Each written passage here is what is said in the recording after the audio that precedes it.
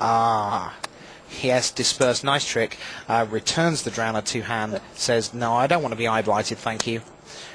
I don't care that you don't like me, I'll be back later on. The look on Mario's face, one of none concern. He thinks, you know what, I've got 45 more removal spells in my deck. You're going to have more than one bounce spell. Yeah. So, Fester Creep currently facing off Ethereal Whiskergill. Past the turn. And we're still at 20-20, but you know that the life score, this is a match where the life total is not going to be especially relevant. Mingxi has already managed to mill 2 cards from his opponent, one last turn and then one with the original Drowner, which was killed in combat. We will probably be seeing him try to maintain control of that resource with the Drowner and protecting it from the removal spells he's seeing from his opponent. Realistically, is there any way that Ming can come out of this match alive if he doesn't win with Drowner? Is there any way he can just go a kind of conventional, some kind of beatdown route and say, here we are, you've got to deal with my Streambed Aquitect, make the Italian kill that, here I am, here's my Ajani Goldmane, I'm going to make all my average monsters a little bit better. Does he have a route like that, or are we literally looking at Drowner or go? No, he's definitely got a route, and we're seeing it right on board. He's got the Streambed Aquitects to go with his 4-3. All of a sudden, at 20 life apiece, Mario Pascoli is going to have to find an answer to that big flyer, or we could see his opponent start turning lands into islands and getting in there. I'll tell you what, that Ethereal Whiskergill, it's such a great card. It is, yeah. It's very good. All right.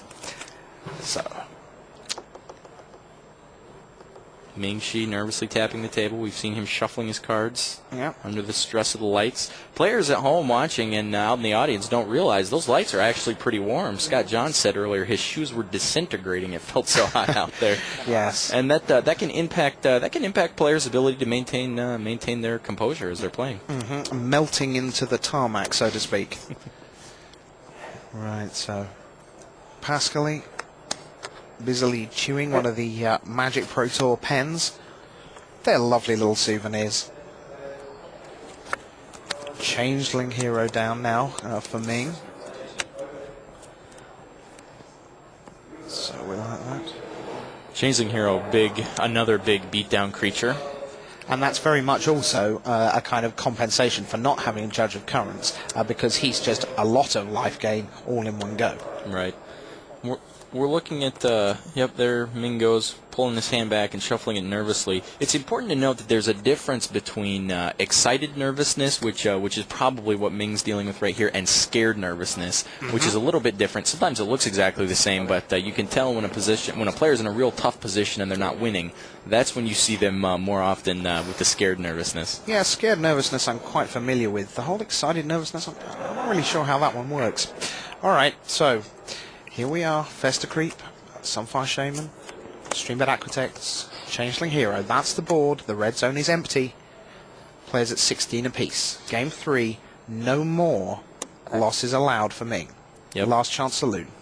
Yep. And it's important to remember that Changeling Hero is a changeling, so it does count as a merfolk, and he can pump that with the Streambed Aquitects if he chooses.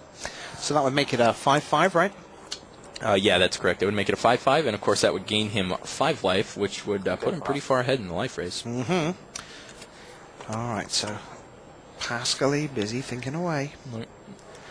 Looks like he made a movement with his pen to the pad, like he was going to take the damage. Yep, he did indeed. And now Ether Snipe comes down and returns the Sunfire Shaman. So now, as we said, here's the alternate route. The Drowner's back in hand, but right now it isn't really needed. No. Ming's finding a way to win. Yeah, absolutely. He's using those big, thick bodies he's got and saying, okay, removal guy, you better have some big removal to deal with the threats I'm coming with. Yep. And of course, the Italian's already used his Eye Blight's Ending, which is one of the sort of traditional, I can actually put almost anything in the bin in terms of size. Yep. The Ether Snipe would be gone now, for example, off an Eye Blight, which isn't true of his Pepper Smoke, his Tar Fire, his, Release the Ants. Release the Ants is a pretty good card against some of the traditional merfolks that we're used to seeing in the merfolk deck. It looks like you might have just played a Seething Path Blazer, perhaps. Yep, Seething Path, which is Blazer. It's a good elemental for dealing with that Sunflare Shaman, because you can sack elementals to put it in your graveyard. And Scott Johns mentioned before that the Sunflare sacrifices to deal the damage. That's not quite accurate. It generally sacrifices because it deals the damage to itself, but you could actually activate its ability, put the damage, the ability on the stack, and then sacrifice it to your Seething Path Blazer to give it +2/+0 in first strike, incidentally counting itself then in the graveyard as an elemental when that ability resolves. Right, okay, that's something that a lot of people wouldn't necessarily twig. Yep, it's a pretty impressive card. It does a lot of stuff, and it can be very confusing to figure out what's going on with that Sunflare Shaman. So once again, 4/4 life gain comes into the red zone. Pascoli looks and he says, yeah, okay, I'll take that as well. And now we're looking at 8 against 24, I do believe. Things are not looking good for the Rome, Italy native. Pascoli likes to travel a lot outside of Magic. All right, okay. Said he just enjoys seeing the world. Magic, great opportunity to see the world while occasionally picking up a free vacation along the way. Yep. And it's also interesting, someone like Quentin Martin, who spent a year traveling the world, and he kind of timed it so that he would just, oh, well, look, I appear to be in Thailand for a Grand Prix, or Singapore for a Grand Prix, and yeah, I might pop back to Europe for a bit because there's a Grand Prix that weekend. And it's a great kind of hook on which to have an extended vacation, if you like it, coming out of college and thinking about what I want to do with my life. Do I want to actually go and get a job straight away? Maybe I'm thinking I could even play Magic full-time, you know, or at least mostly full-time. And it's a great time, your chance to see the world. We've got a stack of Grand Prix coming up this year in all sorts of great locations. Absolutely. The summer of Magic with the extra Grand Prix money and prizes being paid out, that's very exciting. Absolutely, the summer series, and with one less Pro Tour, that does mean that the Grand Prix achieve extra significance, because if you want to be Player of the Year, or a level 8 as it is now, you actually really want to pick up some points on that GP circuit. And I know that, for example, Steve Sadin, he said that straight after Hollywood he's jumping on a plane with me back to London and coming down to Grand Prix Birmingham. And you know, if you're out there, North American guys, the Asian guys, we have the Japanese on the European circuit. It'd be great to see more of you from America and North America generally, because you know, you're a great addition to the game of Magic, and we would like to see you on our home turf over on the European Grand Prix circuit. So save up those pennies or dollars or ringgits, whatever they are, and get over onto the Grand Prix circuit.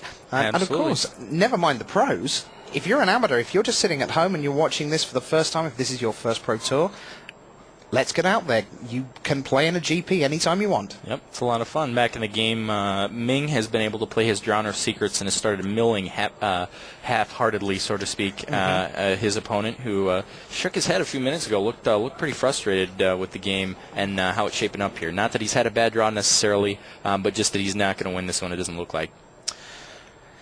Right, so plenty of time for a turnaround. Never know with these pros. Always see with the feature matches, games look like they're significantly going one way, and we've seen that with Finkel's matches today, and then all of a sudden they wind up turning around real quick. Blink of an eye. So 8 land out for the Italian, 3 monsters in play against 4 monsters, 6 land on the Chinese side of the board. 8 life for Pascali, 20 for Shi. You mentioned traveling for Grand Prix. During the lunch break, I had the chance to speak with Ming. He says he's excited about the possibility he may be going to the Beijing Olympic Games, which are coming up later this year. Wow. Very excited to be able to host that in his home country, and might even get the opportunity to go check it out. That would be excellent. Moving into combat, looks like we're going to have the Mirror Entity getting in there after a long think by the Chinese player. The Mirror Entity. Very good. Changeling Hero, Mirror Entity, they all look the same. They're shapeshifters. Yeah. Wise guy over here. We did have a couple players on our forums point out that there were some other Chinese players who have top-8'd. Ming is, as we've been saying, the first mainland Chinese player who top-8'd. There was a Chinese player from, I believe, Taiwan in LA in 2005. Yep.